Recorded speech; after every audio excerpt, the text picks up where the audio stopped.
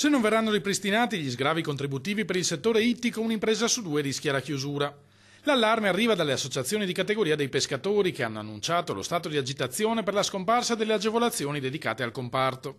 Una legge nazionale, la legge 30 del 98, applicata fino a quest'anno. Ogni anno in finanziaria veniva stabilita un'aliquota progressivamente in riduzione.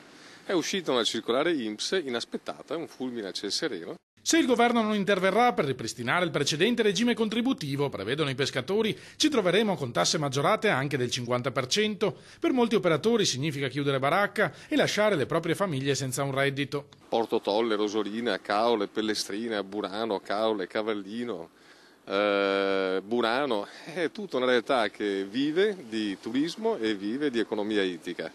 Significa un pezzo dell'economia veneta che va a remengo. Togliere gli sgravi significa condannare a morte il settore, confermano da Palazzo Balbi la Regione al fianco dei pescatori, delle cooperative ittiche e delle associazioni di categoria. Per territori come Chioggia la pesca rappresenta un settore economico decisivo, dichiara il sottosegretario all'economia Pierpaolo Baretta. Stiamo lavorando per individuare una soluzione. Se non ci saranno risposte, i pescatori minacciano una gigantesca manifestazione nautica in laguna nel pieno dei festeggiamenti per il Carnevale. Noi siamo in stato di agitazione, il 14 saremo in assemblea come cooperative ACI Pesca Nazionale, stiamo definendo un calendario di iniziative sul territorio in tutte le marinerie pacifiche, non violente ovviamente, ma di grande spessore e di grande forza.